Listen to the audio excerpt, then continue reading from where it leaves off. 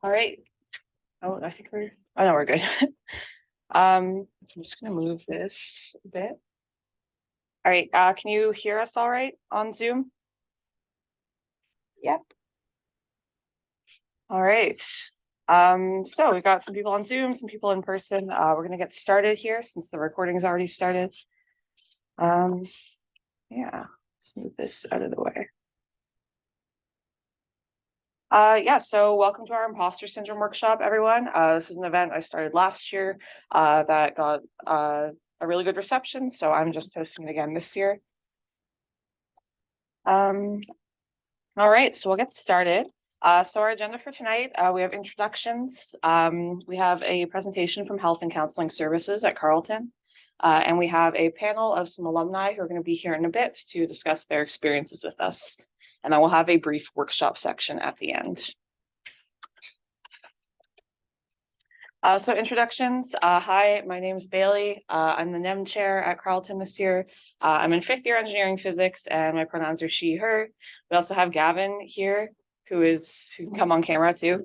Gavin Hello. you want to introduce yourself? Yeah, I'm Gavin. My pronouns are he, him. I'm the VP academic and I am running this workshop along with Bailey.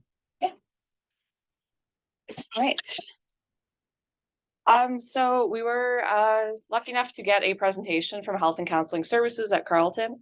Unfortunately, they weren't able to find a presenter, so I will be presenting this. Keep in mind, as I present, I'm not a mental health professional. So if you have any questions, concerns, I would direct your attention to Health and Counseling Services, and I can provide their contact information at the end of the session. So this is a presentation called How to Recognize and Overcome Imposter Syndrome. And we're just going to talk a little bit about what imposter syndrome is and some strategies for overcoming it.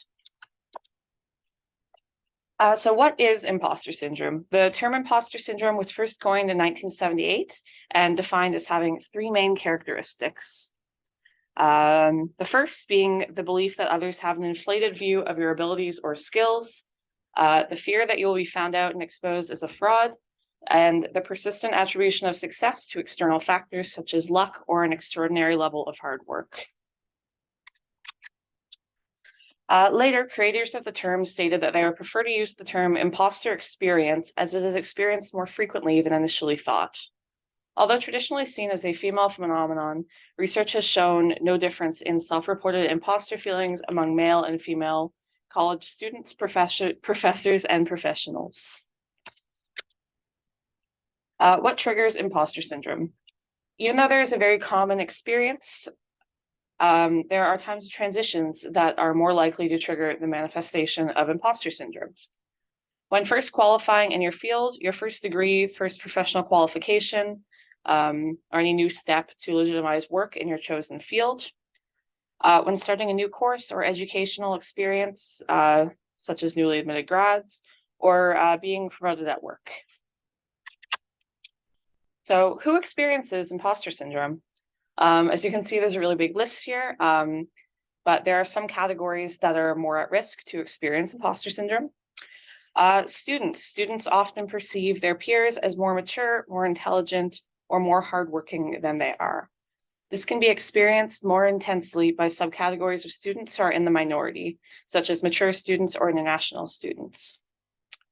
We also have highly successful people who experience imposter syndrome. So especially those with unusually early career success, such as going to grad school right after their undergraduate degree. First generation graduate school students or undergraduate school students, the expectation on those who are first in their families to achieve certain goals is high and they have a lot to prove. Underrepresented groups such as women in male dominated fields, ethnic and religious minorities, LGBTQ+ people, and people with disabilities, they can experience a pressure that they are somehow representing their entire race or group, and this can lead to them feeling like an imposter. Self-employed or lone workers, this group is often reliant on electronic communication, which has a narrow emotional bandwidth, so it can be hard to transmit or discern a warm or supportive tone. So now we're going to discuss 5 categories of imposter syndrome. Valerie Young first described these 5 categories of imposters. the perfectionist imposter, the superwoman / superman / superperson imposter, the natural genius imposter, the rugged individual imposter, and the expert imposter. So first we'll discuss the perfectionist imposter. So the perfectionist sets up such high expectations that they are rarely able to achieve them. So even when their goals are achieved, the perfectionist still feels dissatisfied and they think they can always do better. Some internal rules or thoughts that the perfectionist imposter might have are everything I do must be perfect. I'm not allowed to make mistakes. If things are not perfect, then I am a fake. If I do things perfectly, then maybe I have not set my standards high enough. If it is not perfect, I have failed. I can always do better. And if I don't do it perfectly, I may as well not try. So next we have the superperson imposter. So feelings of success are not tied in what they do, but in how much they do. They feel like they have to be great at everything and juggle all aspects of their lives equally. So some internal thoughts that this type of imposter might have are, I have to be great at everything. The more I do, the greater I am. If I am not perfect at every role I take on, then I have failed. I should be able to juggle everything. I should be able to cope. Not coping is a sign of weakness. And if I fail at something, this proves I am a fake. Next, we have the natural genius imposter, or if you're online a lot, you might have heard it referred to as like the gifted child. So these are people who have enjoyed early success and were raised to believe that greatness is something they were born with.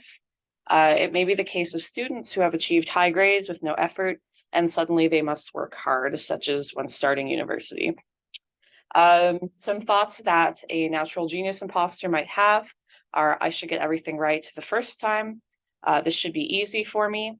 If I were genuinely good or talented, it would not be this hard. Success should be easy, otherwise I am a fake. If I have to work hard at something, I must be bad at it.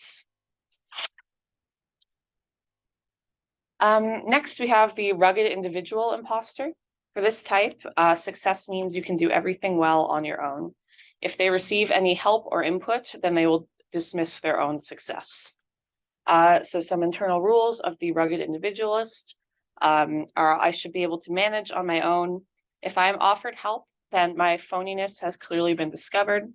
If I get help, it means I cannot do it on my own. And solo achievements are what count. Yeah, so the last type of imposter we're going to cover is the expert imposter. These people are seen as experts in their field, but they don't believe that they deserve the label because their threshold for expertise is set at a very high level. Some internal rules of the expert imposter are, I have to know everything to be an expert. If I don't know everything, I am a fake. I cannot use my skills until I am an expert. I am not qualified enough. If I was clever, I would already know this. I cannot ask for help because that would show what a fake I am. I need more training, experience, or skills before I can put myself out there. And other people know more than me. So we've discussed the types of imposter syndrome that people might feel. And we're going to move on to a topic that affects undergraduate students to an extent, but also affects graduate students and anyone who chooses to work in academia in their future profession. So Beth McMillan, a doctoral student, wrote in 2016, many of the most respected academics in the world wake up every morning convinced that they are not worthy of their position, that they are faking it, and that they will soon be found out. Some reasons why imposter syndrome is so prevalent in academia. Academia is an elite field that is hard to break into.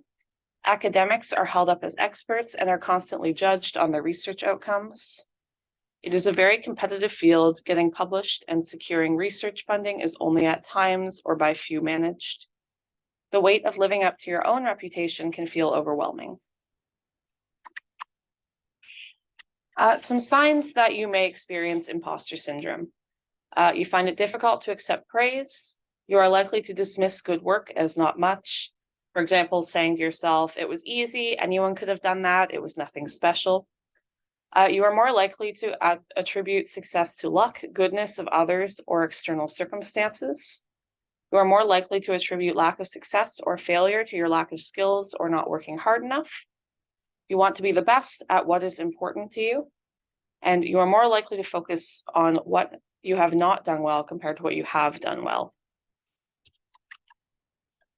Some more signs, there's a big list of them that we were given, such as you have a hero to befriend or impress, so someone you look up to. You may feel afraid to express yourself, lest people discover your lack of knowledge. You have difficulties starting a project for fear of failing. You have difficulties finishing a project for fear of the result not being good enough. You're dissatisfied with work that is less than perfect. You often find yourself thinking that you are a fraud and soon you will be found out. You feel like you don't belong in grad school, your undergraduate degree, the workplace, any of the above, or you don't have enough skills, talents, or ideas. You find external validation very important. Some negative consequences of imposter syndrome. So while there may be some like obvious negative consequences such as self-esteem issues, these are some more internal issues that may not be recognized. So for example, stagnation. This is avoiding new challenges due to fear of not being able to deliver or fear of being exposed as a fraud. Increased self-blame, as those who experience imposter syndrome use internal attribution for failure and external attribution for success. They are more prone to take full responsibility in a group project or for shared goals. Self-isolation. People who experience imposter syndrome may be so crippled with feelings of inadequacy that can make them avoid social contact. Exhaustion. Constant feeling of not being good enough, extra time taken to complete work can put a strain on physical and mental health. So now that we've learned about what imposter syndrome is, what the different types are, and what are some signs of it in yourself, we'll move on to some coping strategies. So how to cope with feelings of imposter syndrome. The first tip is to be aware that you may experience imposter syndrome. So be ready to experience thoughts about and feelings of imposter syndrome. Observe your thoughts, befriend your emotions, and adjust your behavior. Remind yourself that there are different levels of success. Progress is continuous. Allow yourself to go for marginal improvements.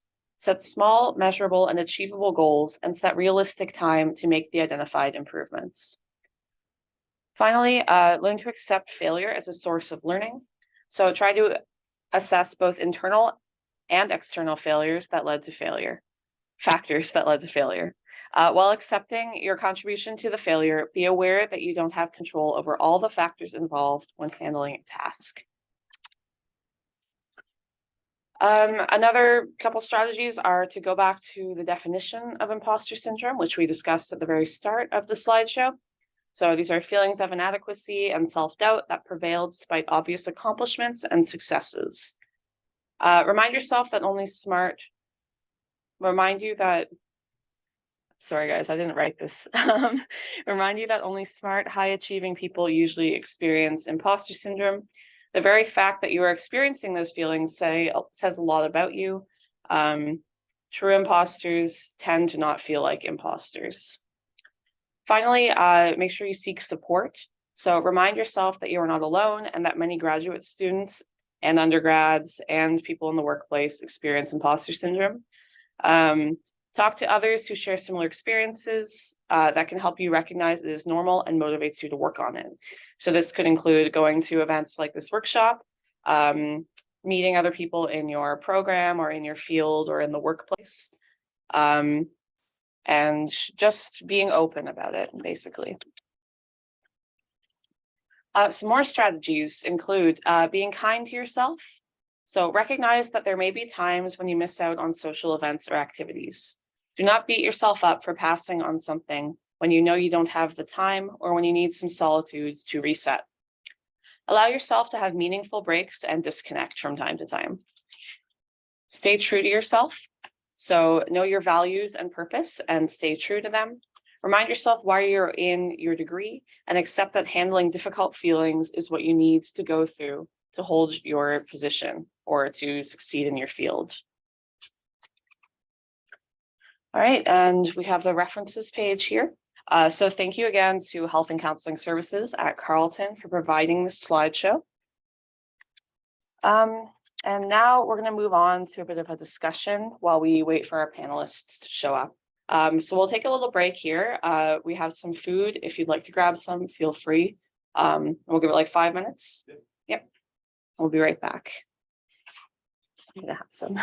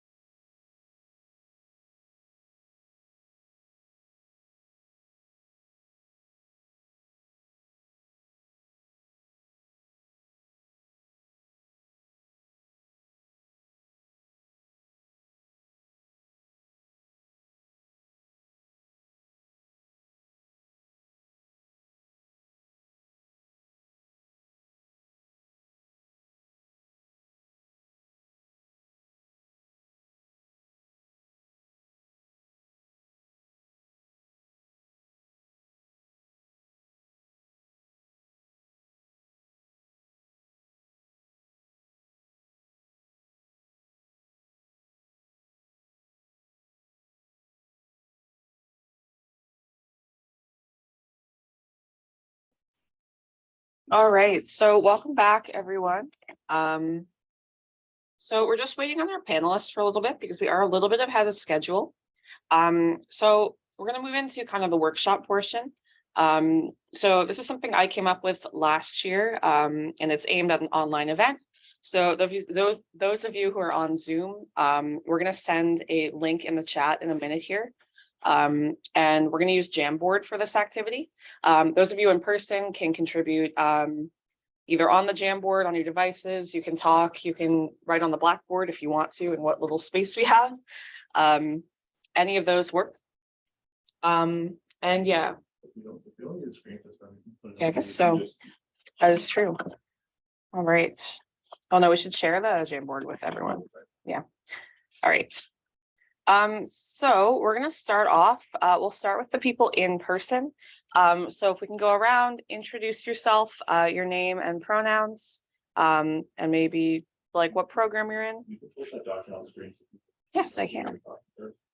For sure.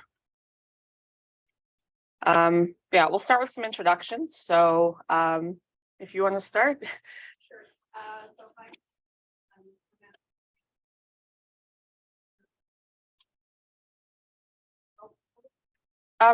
That's it. Yeah. Anyone else wants to go?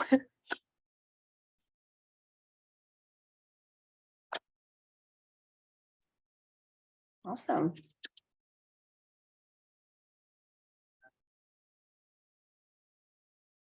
Finley, EM, I'm on my fourth year of physics engineering. I am Juan. I am in my fifth year of aerospace. I'm Kevin, he, him, and I'm in my second year of aerospace. I'm Aaron, he, him, and fifth year aerospace. I'm Gavin, he, him, second year mechanical. All right. And I've already introduced myself. So for those of you online, I'm going to share this link. If you haven't used Jamboard before, it's a bit like Microsoft Paint, I guess. You can just drag and drop stuff. You can draw things. You can put pictures in. So I'm just going to put this link in the chat. All right. So feel free to click on that. Let me know if you're having any issues accessing it. And either there, you can write down your name, pronouns, program, all that. You can also type it in chat, or if you want to unmute, you can go ahead and share that out loud, whatever works for you. And yeah, those of you in person, there is, I'm not sure the best way to share this with people in person. Yeah. I mean, if you guys want to type in the link manually, go ahead. But We can make that do you want to do? Okay. All right, so I'll just let everyone get access here. And yeah, feel free to write some stuff anywhere on this page. And then we'll move into some kind of exercises. Oh, I see rock climbing. Someone was able to type. Awesome. Can I just do it? Awesome.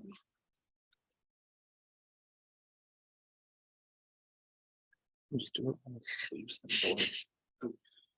All right. Singing. Okay, that's a good one. Hello. Looks like our panelists are here.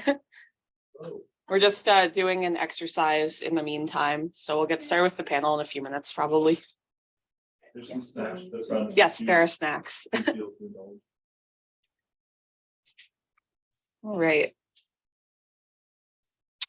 All right, so yeah, it looks like we're answering this question. So we'll move on to the people who are here in person.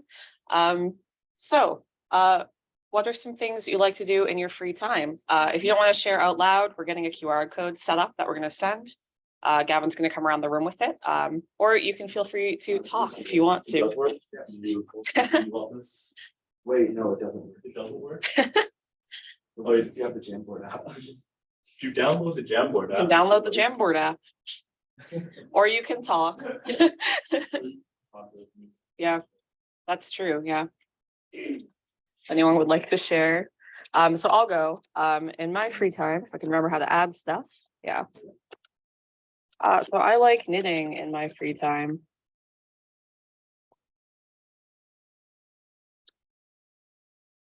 And kind of the idea with this activity is we want to highlight some interests that you may have outside of engineering. Because some people are all about engineering all the time. Some people are more into other things in their free time. So we're just trying to encourage that a bit.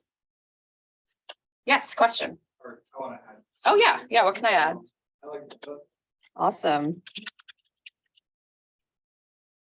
Make it a different color. I don't know why they put them all in the same spot.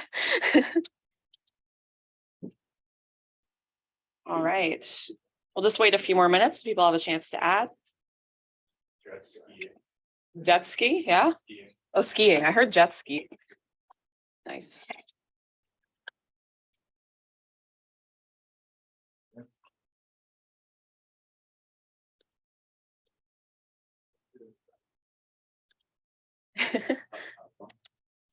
You can also use your laptops, but I recognize you can't scan a QR code with a laptop, so No. not yet, maybe one day. All right, lots of good stuff here. Yeah, you can draw too if you want. You can draw. I know last year people drew a lot on here.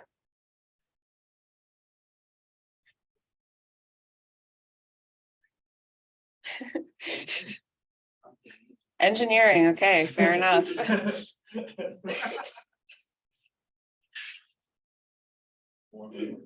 More homework. It's what you enjoy doing. Oh. I mean, if you enjoy doing homework, power to you. I respect that a lot. It depends on the home. Fair enough. Rocket, yeah. Yeah. Yeah. Yeah. And rocket. It's spending time with family and friends. That's a good one. That's That is a nice. good one. That is a good one. Robot. Nice. All right. Is anyone else trying to add something before we move on? All right. If not.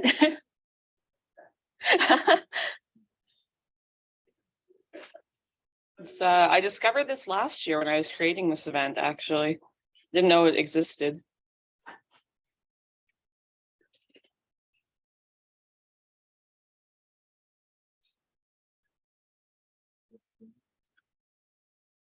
Oh, I see a drawing. Oh, that's nice. It's a smiley face. Good, good. We like the good vibes here. All right, we're gonna move on to the next exercise. So this is a fun one. So with an estimate, most of us here are undergrad students. So how much time do you spend on STEM related activities in a week between school, work, or other? You can express this however you want on the Jamboard.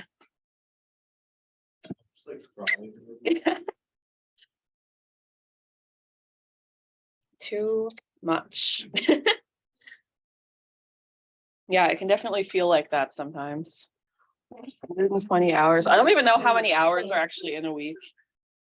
Does anyone know how many hours are in a week? It's 24 times 7. I don't know if anyone's good at math. I hope some of us are. 168. That's a lot of. 40, yeah. Sounds like an average work week. It was a small one. 40 to 60 hours a week, professional work, yeah. I'll just make this one a bit bigger. For me, what would I say? Less than 5 hours per week. I'm retired. Nice. Sounds When nice. you were working, how much was it though? Yeah. Yeah, if I had to guess, feel like it's most of the time during the week that I'm awake. Yeah. I work part-time on weekends right now, so I sadly can only do STEM during the week. What a shame. Yeah. Does Lego count? That's up to you, I think. That's engineering. I guess so. Speaking of which, for those of you who go to Carleton, we're having a Connects competition in a few weeks here. So if you're interested in that kind of engineering, I recommend you come to that. All right. All right, so we'll move on from this one. So the next one is kind of the opposite. So what do you love about engineering? Yeah, so again, you can put pictures. You can also copy paste like Google Images. That's a thing you can do. Yeah, be as creative as you want. Solving problems. Nice. Oh, they've got the drawing tablet out here.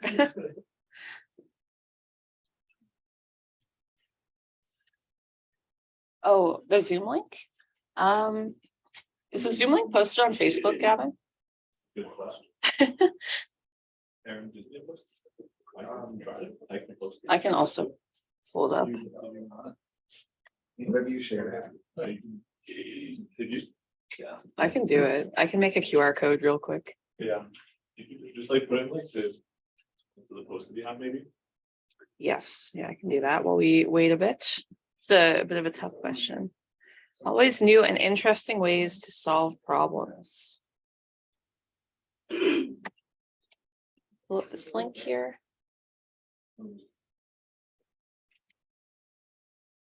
Airplanes are cool. They are pretty cool. I don't get the appeal personally. I'm an electrical, but I've heard they're pretty cool. What's the most interesting That's a good question. Quantum mechanics? Oh no. That's pretty cool. That's complicated. It's something, all right. QR code is being generated. We got a little airplane drawing. Nice, nice. Make things go fast. Yeah. Get to see the physical manifestation of something you planned, designed, managed, etc., such as in Civil Eng. The cool thing is that can often be like transferable between different programs. So like, for example, like some of the projects we've been doing in electrical, we get to design circuits and that kind of thing, and seeing those printed is pretty cool. Well, here we go.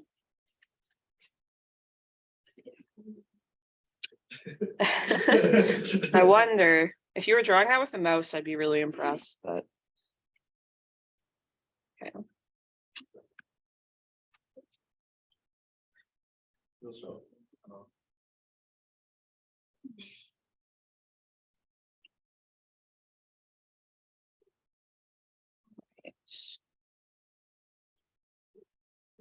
So I'm gonna paste the QR code link to Zoom, maybe, if it'll let me, in the comments. I'm not sure it's gonna let me put a comment picture.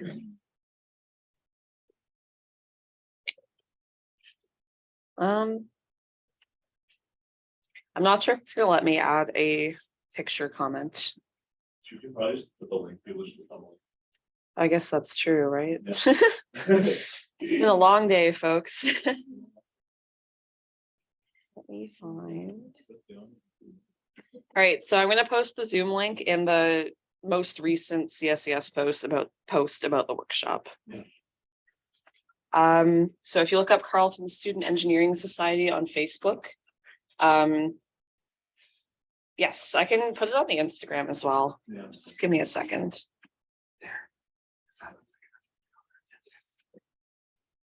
Oh, I'm not logged into Instagram.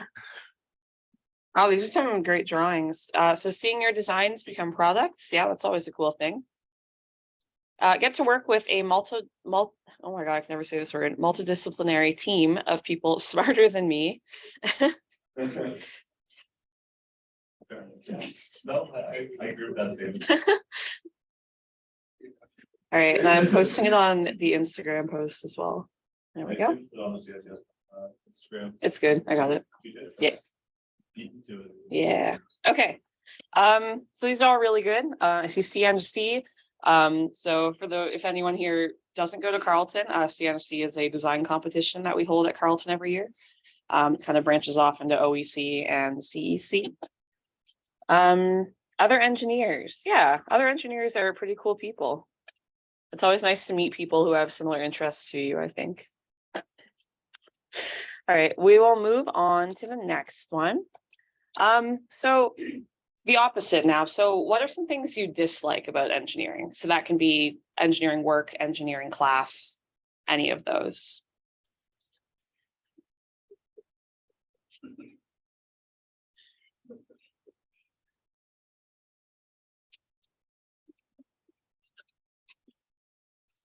People who look down on engineers and technical people thinking they don't have any personality. Yeah. What's personality? Other engineers. So we have arrogance. Yeah, that's definitely a thing that can happen in STEM fields for sure. Liability and professional work. That one's interesting. Especially in like fields like civil, I'd imagine. That's a big thing.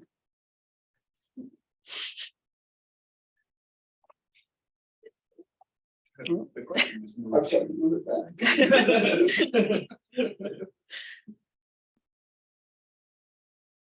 You got it, Aaron. You do it. Oh no. It's not letting us move it It's not back. letting us move it back. Okay, I can do it. Damn it. There we go. Nine. Admit.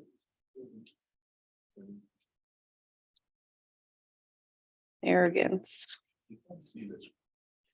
Yeah, you got one.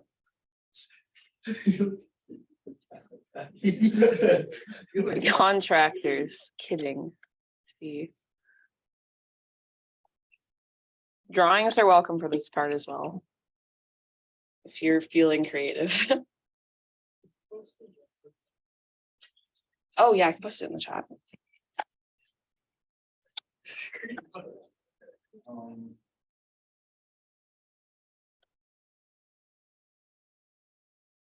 If I can find the chat. There we go.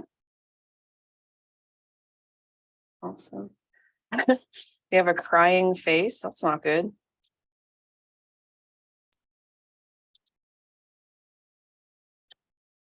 I don't know what the Big Bang Theory is a negative engineering stereotype. Yeah. Yeah, I feel like especially like 5 or 10 years ago when that show was more popular, that was a big thing. You won.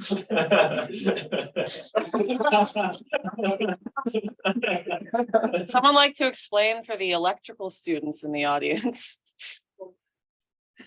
Which one? Ah, I see. Fascinating stuff. Math in general, that's a good point. There's a lot of math involved.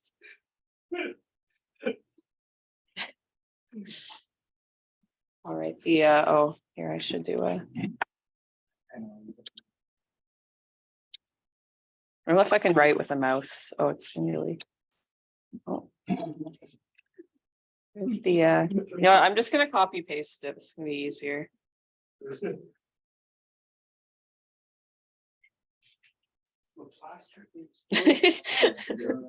No, no, I don't. It's not the Laplace transform.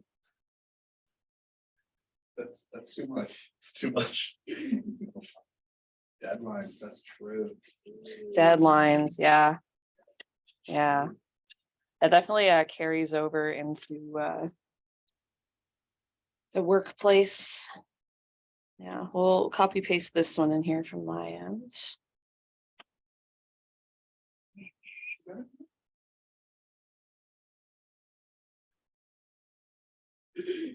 There we go. That's something for the physics kids in the audience. If it's going to show up, it might not. It's weird. That is odd. That's really weird that it's not showing up. I'm gonna write it out. You will see. I do not have a drawing tablet, believe it or not. Well, I do, but not Not right now. Oh, no. This is very difficult. I believe you. Doing Yeah. math. Yeah, I think that sums all of it up. Okay, this is going better than I thought it would. Right.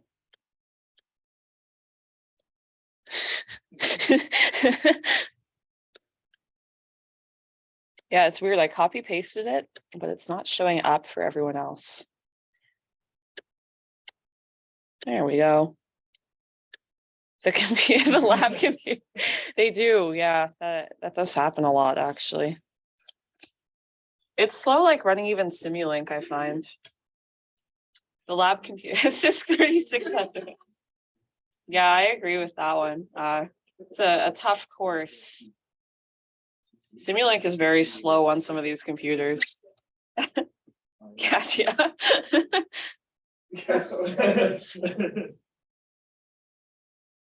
All right, we'll move on from this one. All right, so we're gonna dig a bit deeper now. So we're gonna talk, what insecurities do you have related to your education? So this can be education or work related. And it's all anonymous, no one can see what you're writing, so feel free to write whatever. They're all anonymous animals here. You are all anonymous animals. We have anonymous capybara, anonymous blobfish, anonymous grizzly, anonymous axolotl, anonymous duck. A lot of them. Jackalope, rhino, lemur, hedgehog. I wonder where they come up with this list of animals. Money, yeah, that's definitely a big one. Especially engineering, where you can extend your degree, it gets expensive. I didn't learn how to do my job in school. Yeah. Always afraid of not knowing enough. Failing classes, yeah. And this goes back a bit to one of the things we discussed in the presentation, which I don't remember which type of imposter it was, but it was when you go from doing really, really well in high school to coming to university and not doing as well in your courses, and you kind of have to adjust your expectations. So that's something that a lot of engineering students face. I failed solids too, and then when I took it again, I thought I was going to kill it, but I only got a C. Yeah. C is good. Yeah, there's some hard courses in engineering for sure. I'm kind of glad I don't have to take any of the aerospace or mechanical ones. C's get degrees. That can be a good way to look at it. You know, sometimes if you're feeling really overwhelmed with your school, it can be good to just, you know, just hand something in, not have it be perfect, just be able to submit something for your assignment. All right, these are all really good, guys. Give it another minute here. I think we will move on. So yeah, what insecurities do you have related to, again, your current career or your future career if you're currently in school?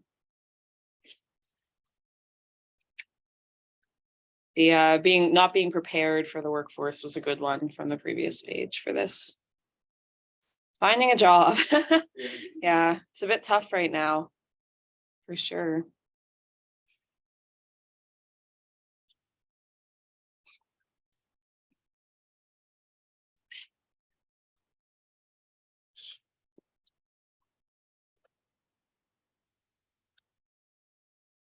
Knowing what I even want to do in life. Not doing good enough. So I want to highlight this one a little bit. So this is speaking from my personal experience, but I'm sure others have experienced this as well, is sometimes if you're in high school and you're really, really good at math, your teacher will say, go into engineering. And you don't know what engineering is, but you go into it anyway. And a lot of people face that partway through their degree. A lot of people switch degrees, which is totally fair and understandable. And if you have the resources to do so and you feel like it's the right thing for you, it's absolutely always an option. Keeping a job. Yes. Proving that I'm worthy of a raise or promotion. Yeah, so this touches on not just the stress of getting into the workforce, but staying in the workforce and feeling validated while you're there. Making something bad, I don't want my bridge to collapse. Yeah, there's definitely an added pressure when it's a public safety project. Great, these are all really good. Thanks for sharing, everyone. All right, we'll move on again. So, just changing gears a bit away from engineering. So what is one of your weaknesses? It's like the job interview question, but you don't have to like try and make it a good weakness. You do not have to write, I'm a perfectionist.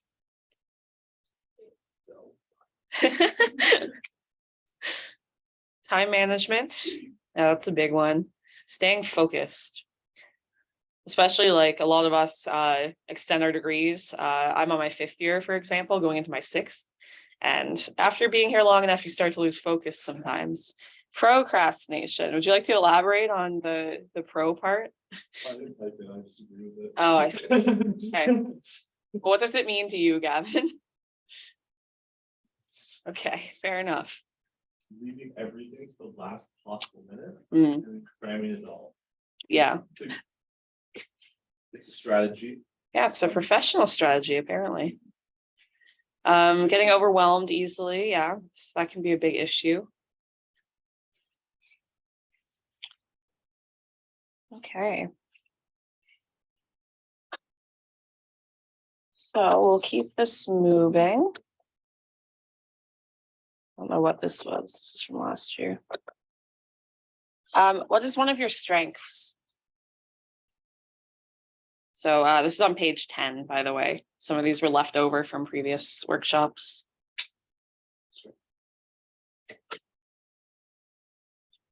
Yeah, so while it's important in the workforce and in your education to recognize your weaknesses so you can improve upon them, it's also really helpful to keep your morale high by focusing on your strengths. So sometimes it's good to, sit down, take a look at yourself and say, what are some good things about me? Like, what do I have to be proud of? And this can be a really effective tool for helping combat imposter syndrome. So if you focus on the things that you're good at rather than the things that you're bad at, and try and improve improve your outlook, which is often easier said than done, but it can really help. So not school. That's very fair though. Some people just don't do well in school. Engineering, I find personally, is a field that doesn't necessarily correlate with how well you do in school. It's a lot of those soft skills. Like we have communication here, organization, teamwork, perseverance. That's a really good one. Working independently. Yeah, so knowing to work in a team and work independently is really good. Communicating complex tech concepts so they are understandable to management. That's a really good strength to have. It's something a lot of engineers struggle with. We actually here at Carleton, for those of you who don't go here, we have a specific course meant to teach communication. And it's specifically about teaching engineers how to communicate with non-technical audiences. Communication, networking, or meeting new people. Yeah. The hedgehog was drawing something. I think it went away. Mentoring. That's a good one to have. Eating. Strength. Teaching something I fully understand to someone who does not fully understand. That can be a really effective tool to help others as well as improve your own skills, I find. If you don't fully understand something, sometimes explaining it to others can be really helpful. All right. These are all really good. And yeah, it's just a strategy to keep in mind. I think this was touched on in the PowerPoint as well. But, focusing on your strengths once in a while. Listening, I see that now. Awesome. Slide 11. What is your greatest accomplishment? So this can be anything. It can be a personal achievement you're really proud of. It can be professional. It can be academic. That was fast. I've created designs providing safe and reliable power throughout North America. Awesome. That was pretty cool. Top glider pilot, stunt students. Sounds cool. In. Okay. I passed MA 3500. What is that class for us? Which one? Feedback control system. Feedback control systems. That sounds hard. Created a website from scratch. That's pretty impressive.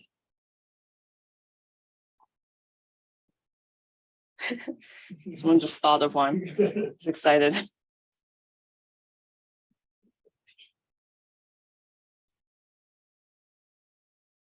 Top 0.5% in the world.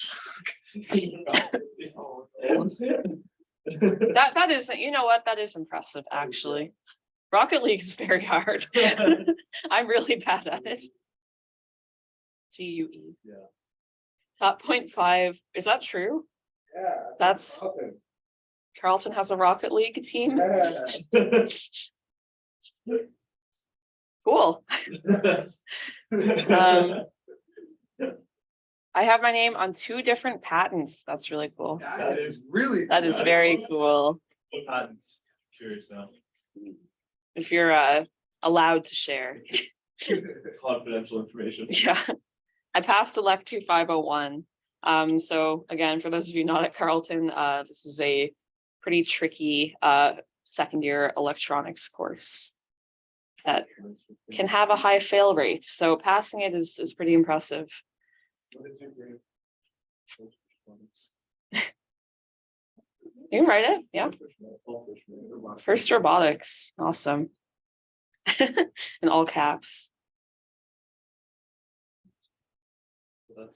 Oh, is it actually all caps? Yeah, it actually Oh, is. cool. 'Cause it's like- Wait, is it an acronym? Yeah. Wait, what does it stand I for? don't know. I just know it's actually like phone caps. I thought it was like first. They just named it that. Okay, I don't know. I first, I don't know what it means. they're first. Feeling for inspiration. Recognition of science and technology. That's. Fascinating. All right. First robotics. Yeah, sounds fun. So it's on a similar note. What are you most proud of in your life?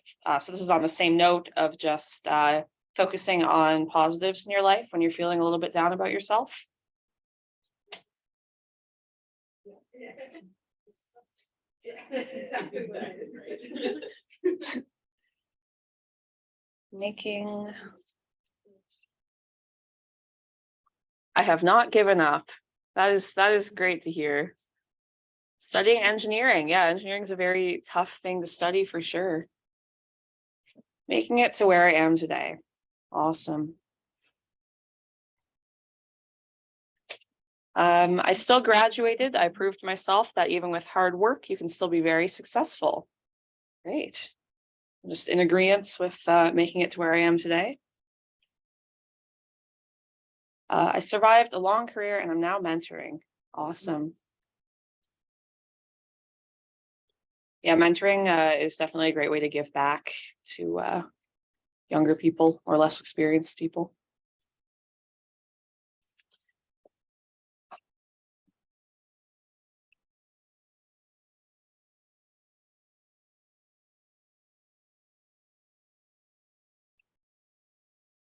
Okay.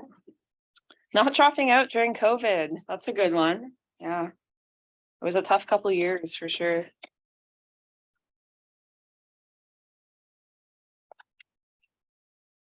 All right. I have anything else here? So we're gonna go back for a second. We're just gonna return to, which slide was it? Oh yeah, this is what I need to add. One sec. So let me go back here to slide 9. I'm gonna ask we did a serious one again.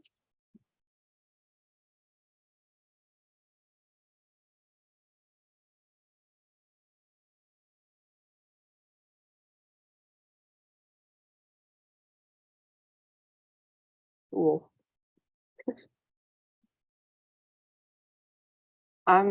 So yeah, again, this is anonymous. We're all anonymous animals up here. So if you'd like to share, feel free. If not, that's totally fine too. but just add anything that fits here for you.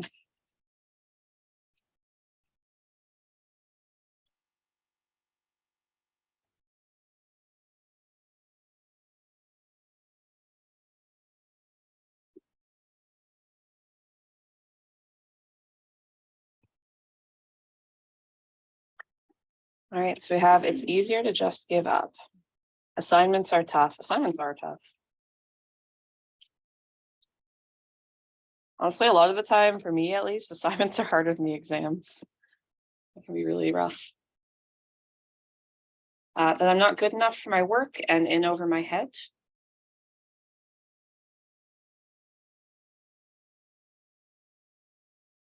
I am not as good as everyone else here.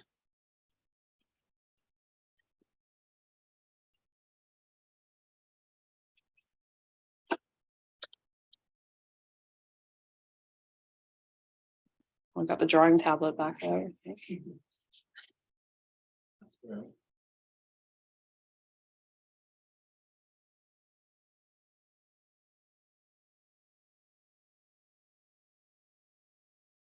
Oh, there's a few here. I don't deserve to be where I am. That I should have studied more in school and then I would be better off now. Everyone wants a piece of my time and I can't stretch far enough to satisfy everyone. Oh, we have a broken heart. That's sad. All right. So I think we've got a bunch of stuff here. Now, this is a really common therapy exercise.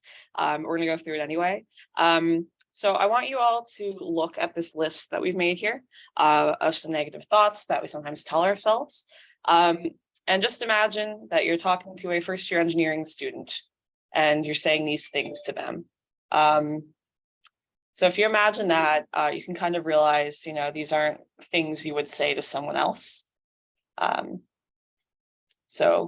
again, easier said than done, but it can kind of help shift away from saying these things to yourself if you consider them as talking to another person. So we're going to go back here now, and we're going to write down, let's get rid of these. We're going to write down some things that would be better thoughts to have. So if a first-year engineering student came to you saying these things, what would you say to them?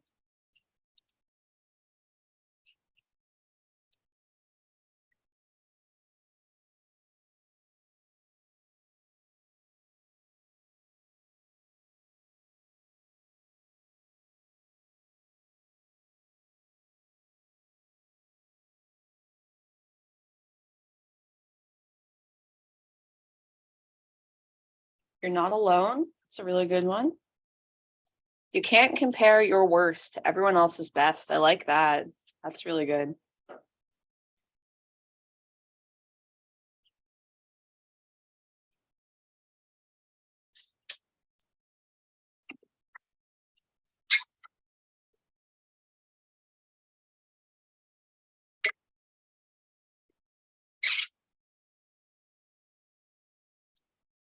I'll give it another minute here.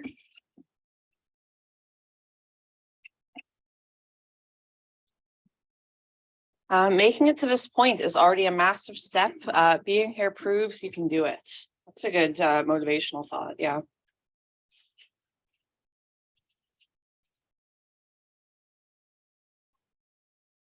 Should draw something. Yeah.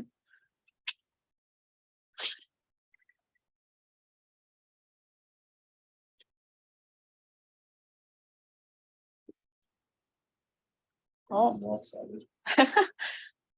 Oh, we have the opposite of a broken heart. A heart. Nice. It's good. Good vibes for sure. Just wait another second. I think I see some people still writing.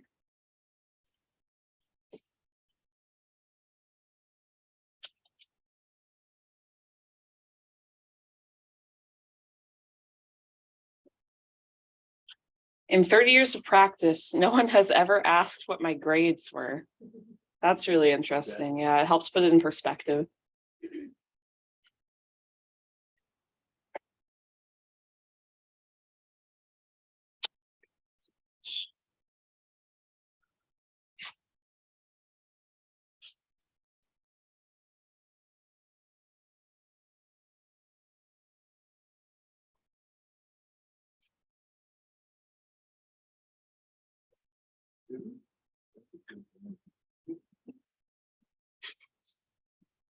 Everyone experiences self-doubt, especially those who are excellent. Yeah.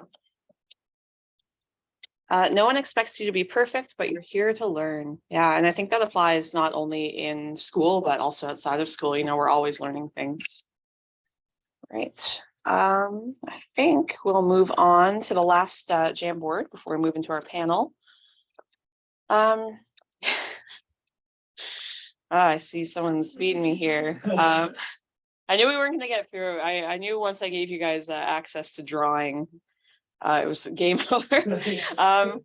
However, on this side, so just based on the presentation we went through and the little exercise we just did, if you could share some strategies that you think are good for combating imposter syndrome.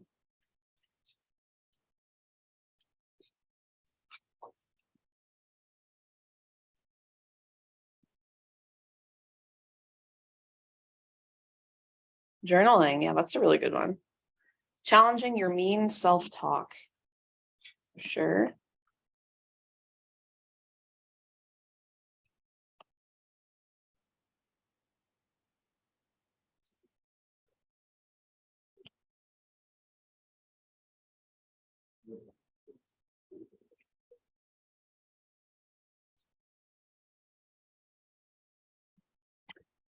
Do activities that make you feel good. Yeah, those can be anything. So that's why I had us do the exercise where we listed some non-engineering hobbies, because some people get really burnt out from STEM related activities. So it can be good to have some non-STEM hobbies to fall back on. Sounds trite, but just take it one day at a time. That's sometimes what you need to get through midterms or to get through a tough project for sure.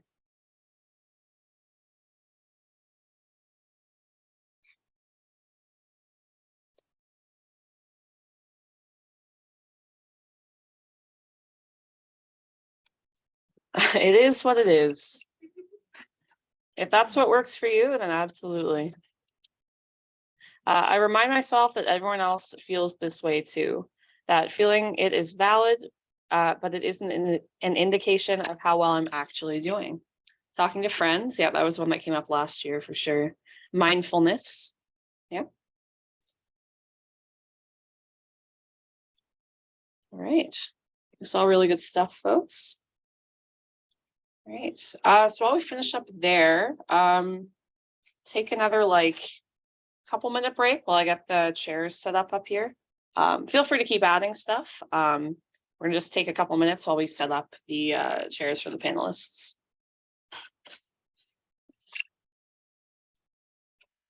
Turn this off, I think. More donuts. There are lots of donuts.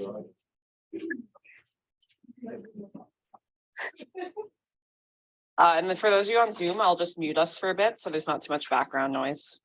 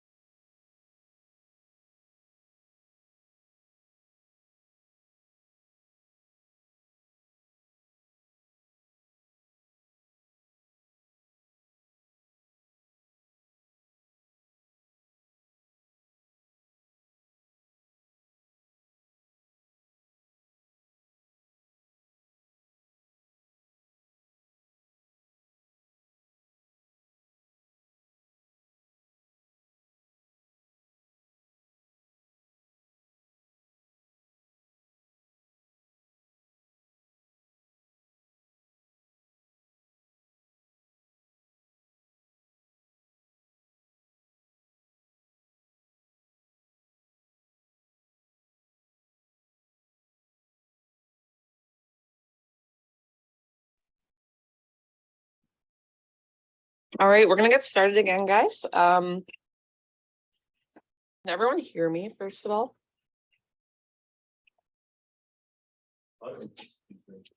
Yeah, I probably will. I may have hit a button on here by accident.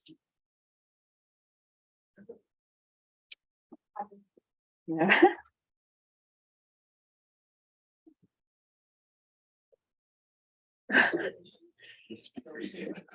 Speakers light up, so the speaker's picking it up. I think I hit the button by accident.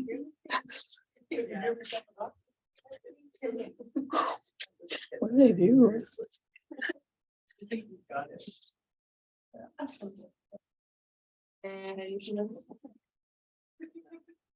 Uh-oh, Uh-oh, do we lose them? did we lose them?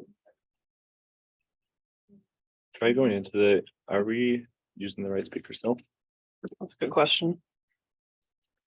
Oh, it says we're coming. Wait, Yeah. yeah, we should Oh, be wait, is good. the output coming through though? Might not be.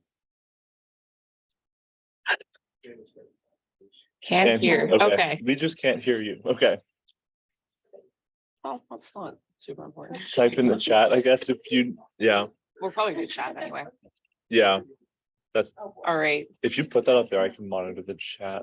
I can monitor. I don't want to shine it in their eye. Yeah, I'll just monitor. it from here. All right. All right. Yeah, do you want to move the mic and then I'll pull up the questions? That should get everyone. Hello? Hello? Okay. I hear so people. I think you can hear us again. I hear little voices. Do you hear stuff? No. Yeah, I think they can hear us. So that's the important. Yeah. Okay. So you can't see me anymore. You're now looking at our lovely panelists. So we're gonna move into the panel section. So we have some folks here from SOUP, which is one of the engineering alumni associations from Carleton. And we're gonna go through some questions. I have a few questions prepared. And then we'll move into a question period. So those of you in person, once we enter that question period, you'll be able to raise your hand and ask any questions. Those of you online, feel free at any time to put a question in the chat, and we'll get to it at the end. So. All right. So yeah, we'll first have you folks introduce yourselves. So your name and pronouns and what you studied in university and what you're doing now, that kind of thing. Yeah. So whenever you're ready. Should I start? Yeah, sure. I'm Jess, brother Jess. Hate that. My pronouns are she, her. I graduated from Carleton University in 2021 for biomedical and mechanical engineering with a minor in biology. And now I work at Health Canada. I'm a laboratory technician with the Ionizing Radiation Health Science Division of the Consumer and Clinical Radiation Protection Bureau. So it's a mouthful. Yeah. I basically do like mostly wet lab. So I do like blood lab stuff. I'm Katie. My pronouns are she, her. I was in biomedical and electrical engineering at Carleton. I graduated in 2019. I went to work at a startup for a couple of years, and now I'm working at AMD as an ASIC and FPGA verification engineer. Hey, I'm brother Jordan. You can just say it's fine. I don't know, it's weird saying that for the first time. Pronouns are he, him. I graduated civil engineering in 2022. Currently, I'm working as a civil EIT in the roadways department for Stantec Ottawa, and I'm just kind of doing everything that's involved. I can't narrow it down from there. It's just everything. Jack of all trades. Great. Thanks, guys. So if they can hear me from over there, I'll just talk really loud. So the next question is, how was your experience in university? So this can be academic related, socially, whatever you want to share about your time in university. We can start with Jordan this time. Sure. Yeah. Why not? My time in university, I had my kind of ups and downs. I had my academic struggles at one point, but kind of picked myself back up and got back on with it. Kind of throughout my whole time, I always had the, oh my God, I'm in university. Oh my God, I feel like I'm just the smallest person, like emotionally, not emotionally, but like I was just kind of felt like I was a no one, small fish in a big pond kind of thing, even up until I graduated. And even now it still feels like, man, I'm just still some kid who's just starting out. And now I'm up here doing this stuff, which is still kind of weird to me. So yeah, I've always kind of had that nervousness of, I don't know what I'm doing, but we're here. Great. Katie? Yeah, so I guess like I focused, like I did okay in school, but I focused a lot on my extracurriculars in my time at Carleton. So I did a lot of volunteering. I did a lot of like I was a manager at Leo's. I went up through the ranks in Enschrosch, up to director, but like I mean like I liked school. I found like what I was doing in school interesting, but I also had like other interests and passions, and I didn't want my entire life to be engineering. So I spent a lot of time doing everything else as well. So my school life was very busy, and I don't even know exactly how I fell into it, but it was a lot of everything as well as what I was just doing for my degree itself. Yeah, I had a very similar experience. Like, I think for me, coming to university was very humbling because, like, I went to a high school in a small town, and I was like gifted, and then I came here and I was like, oh no, I'm like less than average here. Like, so that was a strange like experience to have that kind of like transition of like actually having to work pretty hard to get decent grades. But it was a really big like social time for me. Like both Jordan and Katie, like I got involved in a lot of different clubs and societies and Enschrosch and made a lot of friends, and it was a really awesome experience, which kind of like balanced out that feeling of that transition of school where I was like, oh, things are going like not as great as I hoped they would in my school life, but in my social life I was flourishing. So I was like, okay, so things balance out. Yeah, great.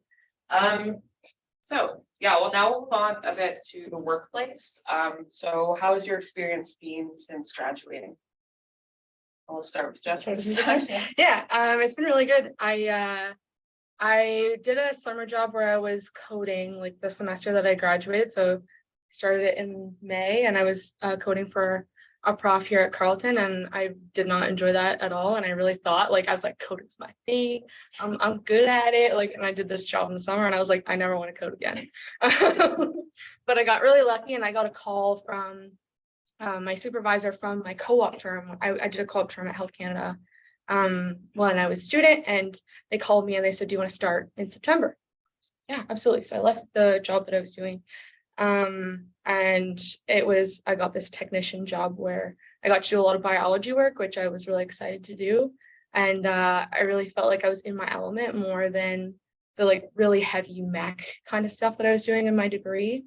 So I felt like my degree was adjacent to what I'm doing right now, but it's not all of it. And I found like this really nice niche that I enjoy that's kind of engineering adjacent. So I'm happy with that. Yeah, I mean, so I didn't really know what I wanted to do. I said I was in biomedical and electrical. I didn't like for biomedical stuff, you kind of need to go into a master's if you want to continue that route, or unless you want to be in the government, which I knew I didn't want to do. And I just started applying for jobs after school. I was like, well, you know what? Like, I don't really want to know, like, I don't know what I want to do with my life, but I will try something, and hopefully it will give me more insight as to whether I really like that, or okay, I'm going to take a step diagonally. So I ended up doing the more electrical side of things, and I fell into like FPGA verification, which I thought was really interesting because you're just trying to break what somebody else is like. You have the design, you're like, okay, I have to learn this well enough that I need to try and break it now in ways that meet these constraints. And that turned out to be a good fit for me, both like socially within like the company that I was with, and then also just the work that I was doing really engaged me, and I thought it was really interesting. So I kept in that field. I I had a couple of summer jobs while I was still in school, all in the kind of transportation sector. So coming out of school, I knew that I wanted to go into the transportation field. I've kind of spent a lot of time, started off on site where I spent the first 6 months of employment where I was just on my own. I didn't have anyone directly supervising me. So kind of a lot of just instantly thrown to the wolves and got to learn everything firsthand. And from there, I've just started kind of getting into the office and kind of learning more of how the actual design process works a little bit better, as well as seeing kind of all of that stuff. Even now, like there's still a lot of stuff where I'm always kind of learning, but I'm just, I don't know. I've lost my train of thought. That's all right. I'll just stop there because I've lost my train of thought. Okay, great. Always learning. Yeah. Okay, so we'll move on now to what are some challenges you faced? So this can either be in the workplace or during your time in university. And how did you overcome these challenges?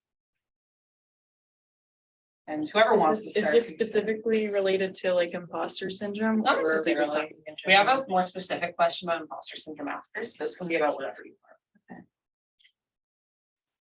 I guess I can, I can go. Probably the biggest challenge I had is during school, I almost failed out. I had a really rough patch mentally where I just did not think that I was good enough for any of the stuff that I was doing. I couldn't focus because I always felt like the quality of work I was doing was just awful. And then I just wasn't getting stuff out at all.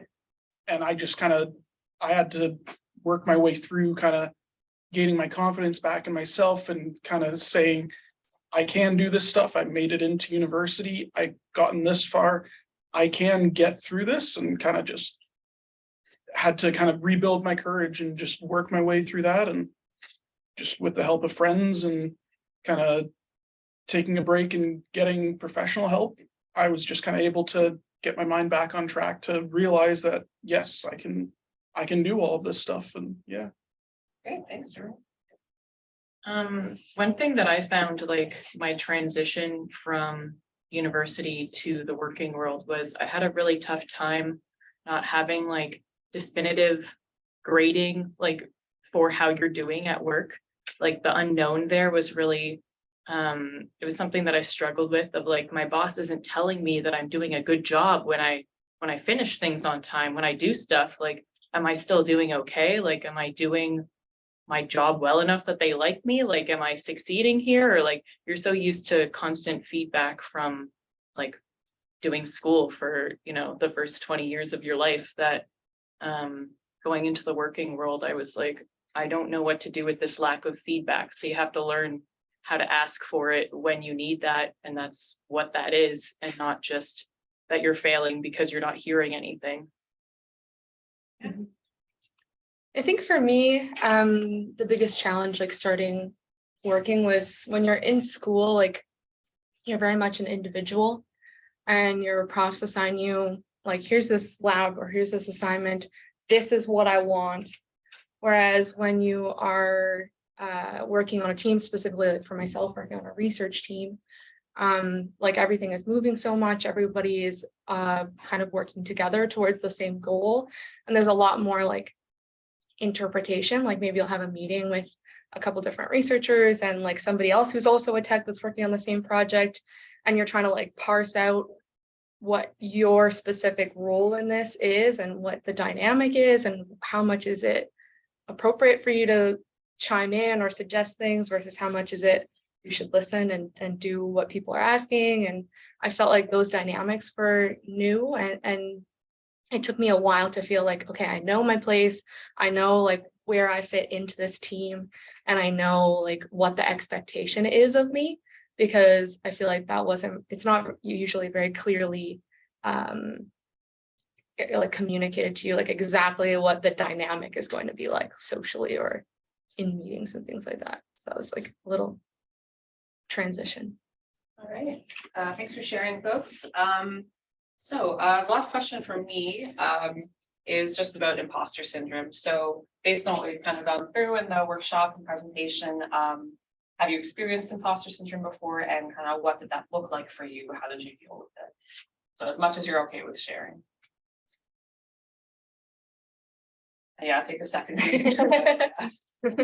Or someone else is ready to go.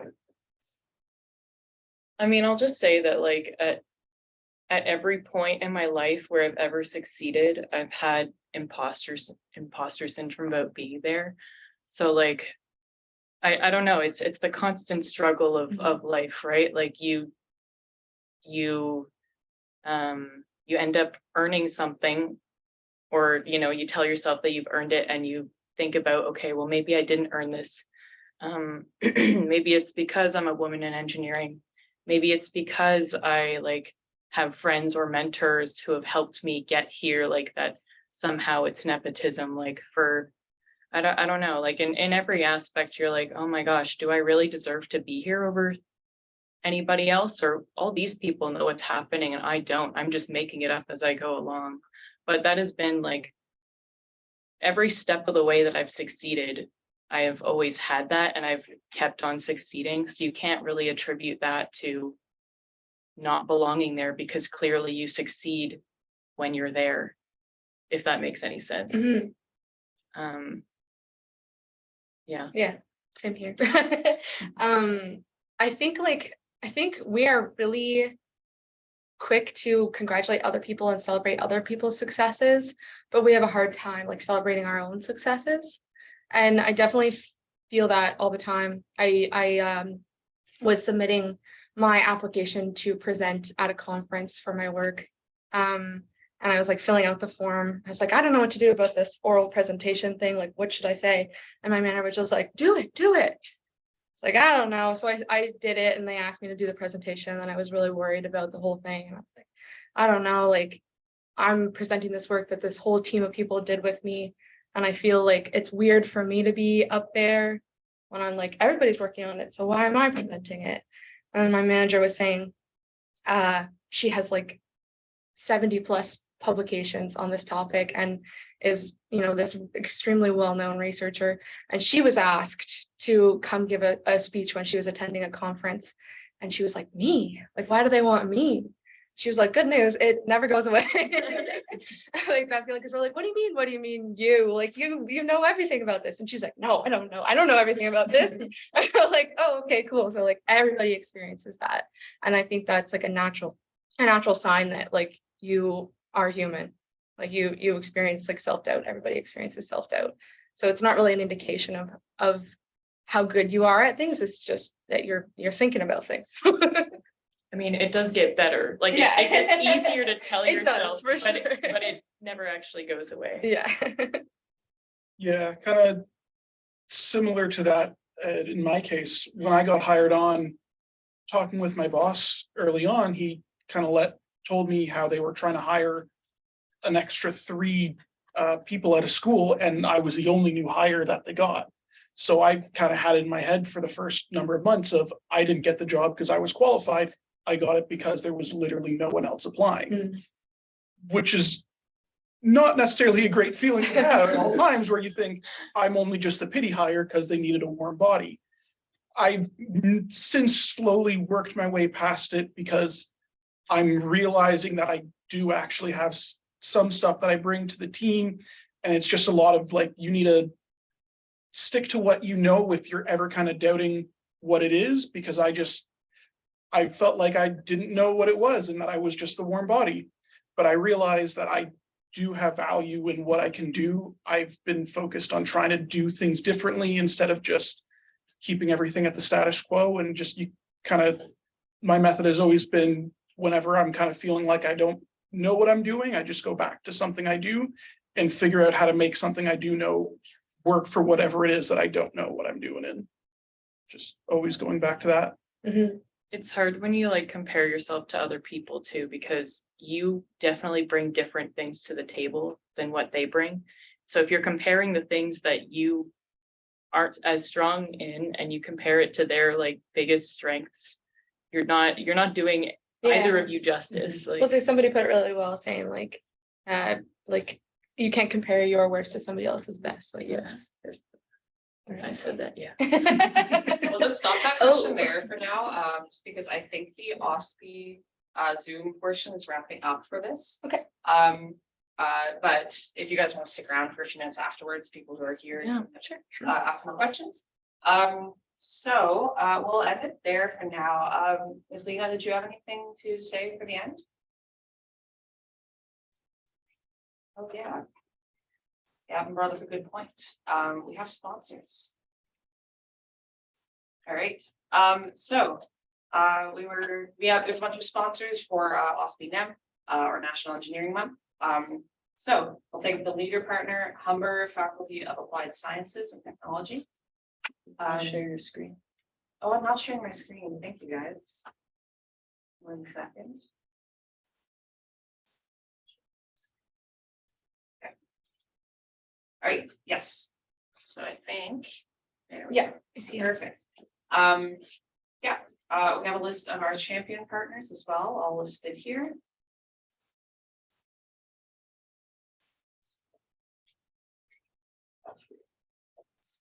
Okay. Next slide, there we go. Thank you to our ally partners as listed here. And also our advocate partners. Yeah, so thank you to everyone online who came out. I don't know if you have any closing remarks, Ms. Lena, but that is it from our end.